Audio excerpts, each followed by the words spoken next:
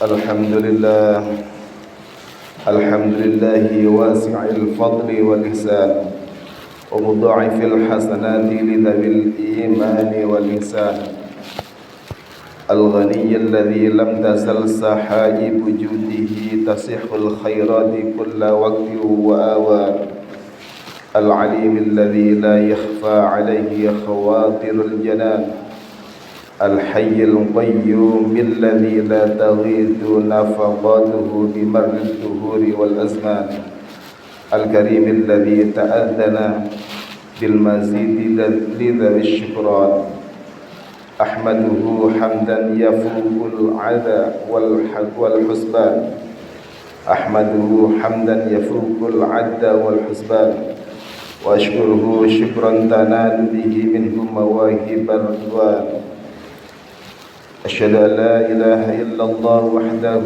لا شريك له دائم الملك والسلطان ومبرز كل من سواه من العدم إلى الوجدان عالم الظاهر ومن طوى عليه الجنان وأشهد أن محمدا عبده ورسوله وخيرته من نوع الإنسان نبي رفع الله به الحق حتى اتضح واستبان صلى الله عليه وعلى آله وأصحابه أهل الصدق والإحسان أما بعد فيا أيها الإخوان أوصيكم وإياي بتقوى الله وطاعته بامتثال أوامره واجتناب نواهيه قال الله تعالى في كتاب الكريم ولله على الناس حج البيت من استطاع إليه سبيلا ومن كفر فإن الله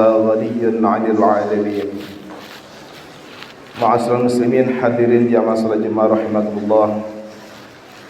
Pada kesempatan yang penuh khidmat ini, di majelis yang insyaallah penuh dengan limpahan barakah ini, marilah kita senantiasa meningkatkan kualitas ketakwaan kita kepada Allah Subhanahu wa taala dimanapun dan kapanpun kita berada. Marilah kita laksanakan segala perintah-perintah Allah, kita jauhi segala larangan-larangannya. Mudah-mudahan ia demikian menjadi wasilah turunnya rahmat serta ridho dari Allah Subhanahu wa taala kepada kita semua. Ma'asyiral muslimin hadirin jamaah salat Jumat rahimakumullah.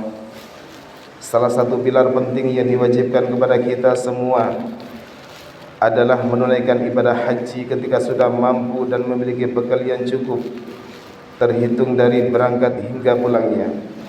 Karena itu, kewajiban haji hanya satu kali selama seumur hidup bagi semua umat Islam. Hal ini sebagaimana ditegaskan dalam Al-Quran. Allah Subhanahu wa taala berfirman, "Walillahi 'alan nasi hajjul baiti man istata'a ilaihi sabila." Wa man kafara fa innallaha ghaniyyun 'anil 'alamin. Dan di antara kewajiban manusia terhadap Allah adalah melaksanakan ibadah haji ke Baitullah, yaitu bagi orang-orang yang mampu mengadakan perjalanan ke sana. Barang siapa mengingkari kewajiban haji, maka ketahuilah bahwa Allah Maha Kaya, tidak memerlukan sesuatu dari seluruh alam. Kewajiban ibadah haji sebagaimana ayat di atas memiliki pahala yang sangat besar di sisi Allah. Selain menjadi penyempurna iman bagi orang yang mengamalkannya, yang menunaikannya, juga akan mendapatkan jaminan surga. Hal ini sebagaimana ditegaskan oleh Rasulullah SAW dalam salah satu hadisnya, Al-hajjul mabrur laisa lahu jazaa'un illal jannah.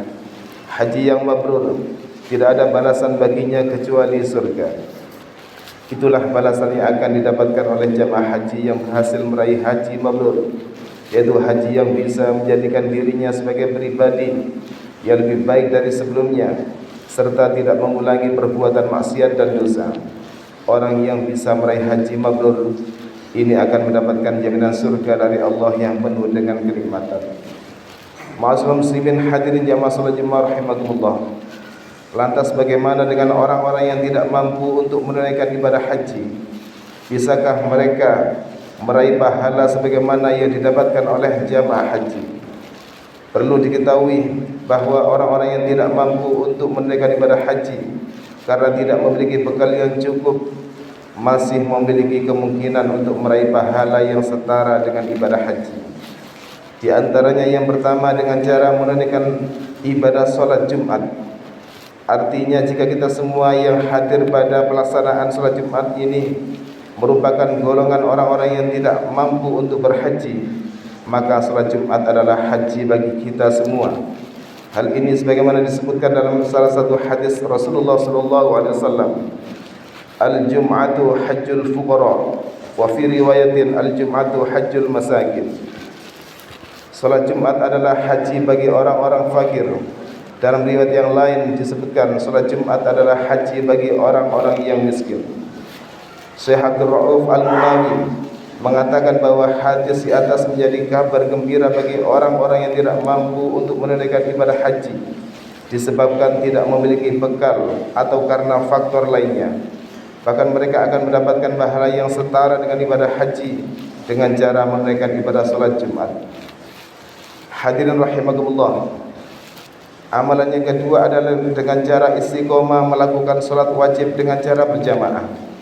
Hal ini sebagaimana disebutkan oleh Rasulullah dalam salah satu hadisnya, man masa ila salatin maktubatin fil jamaah fayyaka hajjatin, wa man masa ila salati tatawu'in fayyaka umratin tammatin.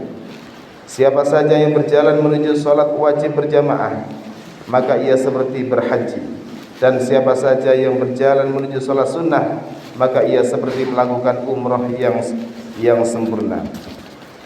Selanjutnya yang ketiga, dalam riwayat yang lain juga disebutkan bahwa pergi menuju masjid untuk belajar agama atau untuk melakukan ibadah dan kebaikan, maka hal itu akan bernilai pahala sebagaimana pahala ibadah haji. Dalam salah satu hadisnya Rasulullah bersabda, man ghada ilal masjidi la yuridu illa ayyata'allama khairan ay yu'allimahu kana lahu ka ajri hajjin tamman hajjatuhu. Siapa saja yang berangkat ke masjid yang ia inginkan hanyalah untuk belajar kebaikan atau mengajarkan kebaikan, maka ia akan mendapatkan pahala haji yang sempurna hajinya. Hadis riwayat Imam Tabrani. Hadirin rahimakumullah, itulah beberapa amalan yang bisa kita lakukan untuk meraih pahala yang setara dengan pahala ibadah haji dan umrah. Salat Jumat, istiqomah salat wajib dengan berjamaah, dan pergi menuju masjid untuk melakukan kebaikan atau mengajarkannya merupakan tiga amalan yang setara dengan ibadah haji menurut hadis Rasulullah SAW. Oleh karena itu, jika kita termasuk golongan orang-orang yang tidak mampu untuk menunaikan ibadah haji ke Baitullah, mari kita istiqomahkan untuk terus melakukan ketiga-tiganya sebagai ajang untuk meraih pahala yang setara dengan pahala ibadah haji. Demikian yang bisa kami sampaikan. Semoga bisa membawa manfaat dan keberkahan bagi kita semua dan digolongkan sebagai hamba yang istiqomah dalam menjalankan semua perintah dan menjauhi larangannya. Amin ya rabbal alamin. Barakallahu li wa lakum fil Qur'anil azim wa nafa'ani wa iyyakum bima fihi minas salati was sadaqati wa tilawatil Qur'an wa jami'it ta'at wa taqabbal minni wa minkum jami'a a'malina innahu wal hakimul alim. Aqulu qawli hadha wa astaghfirullaha li wa lakum fastaghfiruh innahu wal ghafurur rahim. Allahumma salli wa sallim محمد وعلى آل سيدنا محمد.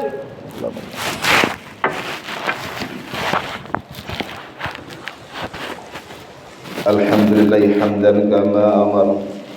أشهد أن لا إله إلا الله وحده لا شريك له إنه إله لم يزل على كل شيء وكيلا. وأشهد أن سيدنا محمدا عبده ورسوله وحبيبه وخليله أكرم الأولين والآخرين المبعوث رحمة للعالمين. اللهم صل وسلم على سيدنا محمد وعلى آله وأصحابه ومن كان لهم من التابعين صلاة دائمة بدوام السماوات والأرضين. أما بعد فيا أيها الحاضرون رحمكم الله اتقوا الله حق تقاته وذروا الفواحش ما ظهر منها وما بطن وحافظوا على الطاعة وحضور الجمعة والجماعة والصوم وجمع المأمورات والواجبات واعلموا أن الله أمركم بأمر بدأ فيه بنفسه وثنى بملائكة المسبحة بقدسه فقال إن الله وملائكته يصلون على النبي يا أيها الذين آمنوا صلوا عليه وسلموا تسليما اللهم صل على سيدنا محمد وعلى آل سيدنا محمد كما صليت على سيدنا إبراهيم وعلى آل سيدنا إبراهيم وبارك على سيدنا محمد وعلى آل سيدنا محمد كما باركت على سيدنا إبراهيم وعلى آل سيدنا إبراهيم في العالمين إنك حميد مجيد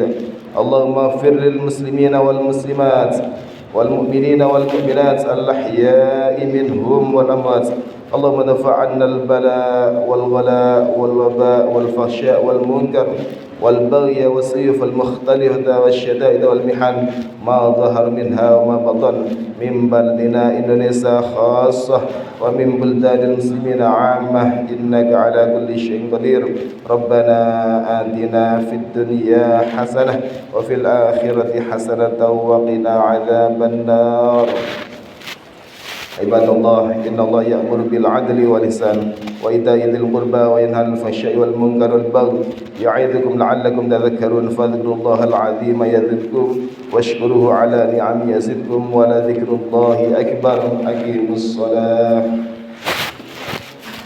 الله أكبر الله أكبر أشهد أن لا إله إلا الله